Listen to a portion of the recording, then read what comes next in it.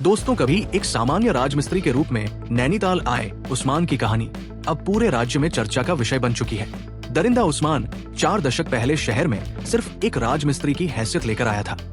इसके बाद उस्मान शहर का नामी ठेकेदार बन गया। करोड़ों रुपए के ठेकों के कार्य करने वाला उस्मान अपने बच्चों को भी अच्छे ओहदों तक पहुंचाने में सफल हो गया। उस्मान राजमिस्त्री का काम करने नैनीताल आया था। उसने राज्य अतिथिगृह में यही काम किया। इसके बाद कई ठेकेदारों के साथ राजमिस्त्री का कार्य करता रहा। कुछ ही समय बाद वो छोटे छोटे ठेके लेने लगा। करीब 3 दशक पहले वो लोक निर्माण विभाग में बतौर ठेकेदार पंजीकृत हुआ। इस समय वो सी क्लास का ठेकेदार है। इसके अलावा वो नगर पालिका समेत अन्य विभागों में भी पंजीकृत ठेकेदार है। नगर के सौंदर्यीकरण के तहत हो रहे कार्यों में भी वो शामिल रहा। पालिका के ठीक पीछे पुराने घोड़ा स्टैंड क्षेत्र के काम भी उसी पर रहे। सूत्रों के अनुसार हाल ही में प्रतिष्ठित निजी संस्था का लगभग 2.5 करोड़ का ठेका उसके नाम पर हुआ है। सूत्रों के मुताबिक दुष्कर्म के आरोपी ठेकेदार की 2 शादियां हुई।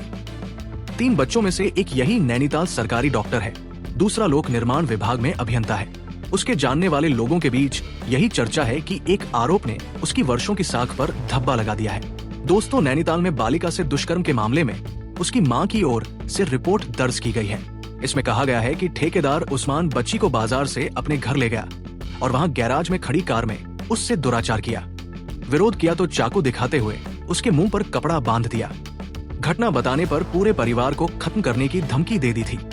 तहरीर में मां ने बताया कि पहली शादी से उसकी 2 बेटियां हैं, जो एक निजी स्कूल में कक्षा 7 और 8 में पढ़ती है। उसकी दूसरी शादी 2016 में यूपी के संभल जिले में हुई है। यहाँ रह रही बच्चियों की देखरेख के लिए वो संभल से आती जाती रहती है। आगे बताया कि पिछले कुछ दिनों से वो संभल में ही थी। उसकी छोटी बेटी 12 अप्रैल की शाम बाजार से सामान खरीदने गई थी। वहीं से ठेकेदार उस्मान उसे 200 रुपए का लालच देकर अपने घर ले गया। फिर गैराज में खड़ी कार में उससे दुष्कर्म किया। लड़खड़ाते हुए पीड़िता जब घर पहुंची तो बड़ी बहन ने कारण पूछा। इस पर वो कुछ नहीं बोली। कुछ दिन तक वो गुमसुम रहने लगी तो बड़ी बेटी ने पहले नानी को बुलाया। इसके बाद माँ को फोन कर बुलाया।